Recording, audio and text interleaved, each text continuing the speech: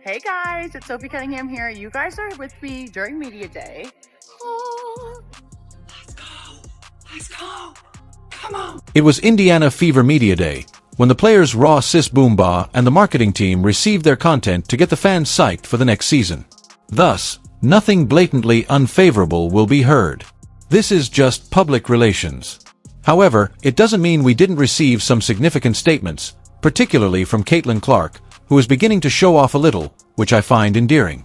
It's encouraging to see that she isn't holding back when it comes to realizing her worth, particularly in response to a question about playing off ball, which I'll demonstrate to you in a moment. However, many individuals overlooked something else. I don't want to be a nasty Nancy, but what I heard from Stephanie White and Kelsey Mitchell is unavoidable. When you actually listen, you can't unhear it, even though it seems good and quite positive on the surface. Let's dive right into this short, action-packed video, but first, if you're excited to see Caitlin and the Fever back in action, please like it. Alright, so I wanted to briefly discuss the newcomers before moving on to Kelsey, Steph, White, and Caitlin because, you know what, they sound extremely nice.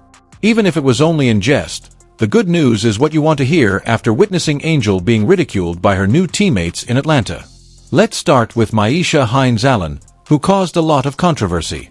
Although I don't believe that the hatred was aimed directly at her, it was more focused at the Fever front office for failing to sign better players. However, this is awesome. She made it clear that she joined the Fever because she wanted to play with Caitlin Clark and because Caitlin wanted her to be there. Winning.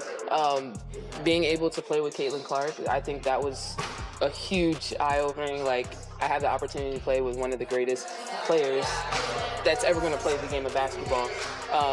So for me, once I also heard that, like, oh, she really wants me here too, I was like, oh, well, let's get it done then. There's no questions about it. Monique Billings, who sounds like a really upbeat person and seems like a fun, drama-free teammate, kind of like Sydney Colson or even Sophie Cunningham, also impressed me with what I heard about her. Now that we've finished discussing the newcomers, let's move on to the returning characters, beginning with Caitlin Clark. The main topic of discussion this offseason was whether or not the Fever would re-sign their core players from the previous campaign, particularly Kelsey Mitchell, who had options on the open market and was due for a max contract. On NBC's Basketball Night in America, Caitlin stated that getting Kelsey back was their first priority. On Media Day, she reiterated that Kelsey is her ride or die. Alright. Sure. I mean, I'm a vet. I've done this for a while now, me being in my 9th season. I know it's just coming in, knowing I'm brought here to be me, which is positive, which is light, bringing a leadership to this group. And again, having my conversations with management, why they brought me here is to be me. So if I can just continue to be the best version of myself, I'm in a good position. You will hear the same type of chat track if you listen to the Myisha Hines-Allen clip and this one again. Caitlin desired those two players. It's good to see that Caitlin has some influence over who joins the Fever. After all, if the Fever want to retain her for a long time, it will be crucial. The entire playing off-ball issue is the only explanation I can think of for why she wouldn't want to stay. Because they questioned her about it on Media Day, the media is aware that it's a contentious topic among her followers. Her response was PR-friendly, but she also made it clear to everyone how talented she is. That will be discussed shortly, but first I must make this point. The primary problem with the off-ball things is that when Caitlin has the ball, both the team and the quality of the viewing experience are all better. However, Stephanie White frequently points out that Caitlin isn't a ball player. She seems to want to limit what makes Caitlin exceptional. And the reason I bring that up is that, in contrast to Stephanie and Caitlin, Kelsey and Steph White seem to have a distinct feel. These statements aren't negative. In fact, they're very optimistic. Let's begin with Kelsey. I think that speaks to why she continues to sign back here is she enjoys the people that are here, and she also feels loved and cared for, and people are here to serve her as well, but she does it in return too. So just really fortunate that she's back here. I know I've said this before, but she makes my job a lot easier when you have somebody in the backcourt like that. I mean, I don't think there's nobody better in the league for me to play with, so just really fortunate and lucky. It's just chemistry and a desire for unrestricted play. We're trying to win, and I think Steph did a great job of demonstrating that throughout the world. Last year, for example, being able to play for free was just one of the things you want to sell to players. With CC and AB, I think we did a really great job of building a chemistry that can't be broken, and I think that's something to really hang your hat on because we trust each other. We're always improving with one another, and I believe practice has been extremely beneficial for us lately because you get to see the free agents and those that do come in really see how we mesh and hopefully be loved by it. Just chemistry and wanting to play free.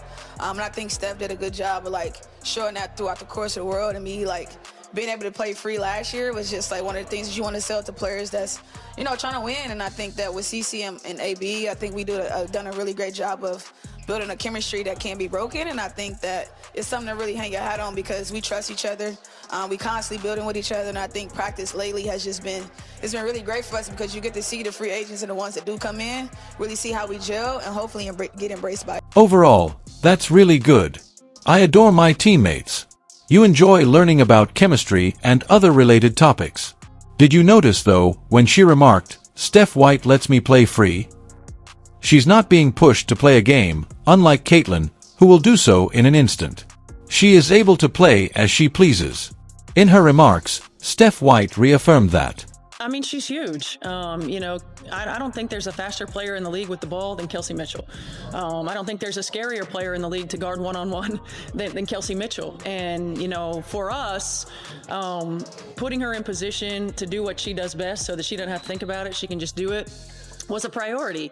And Kelsey and Aaliyah really put us on their shoulders, and they elevated us to that next level. And Kelsey is a player that you want her to reach the pinnacle. First of all, it's clear that Steph genuinely adores Kelsey. She believes that she is the league's most difficult player to guard. And look, her followers adore her.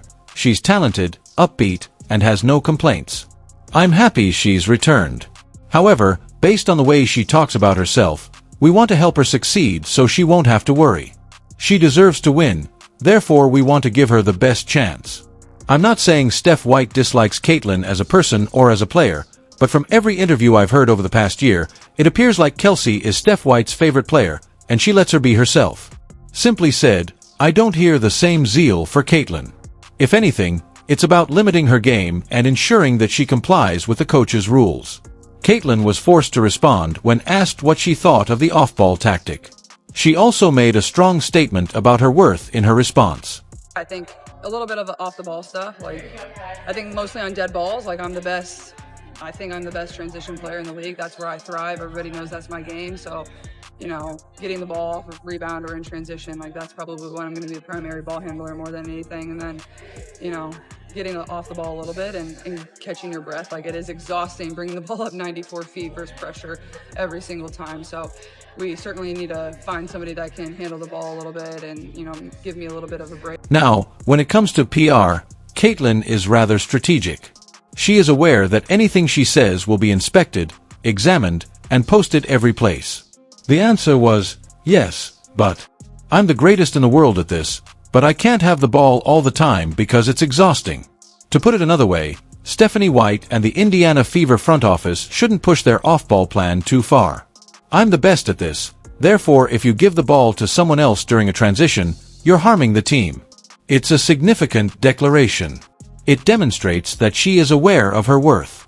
With 1 year remaining on her rookie contract and Kelsey's and Sophie's futures uncertain, she's going to examine how she's being used in Season 3. The players obviously get along, she loves Indianapolis, she wants to stay, and as fans, we have a lot to look forward to this season. However, being underutilized won't make her happy. In terms of Caitlin's future, I believe this will be a major plot point this season. Please share your thoughts in the comments. I appreciate you viewing, and I hope to see you again soon.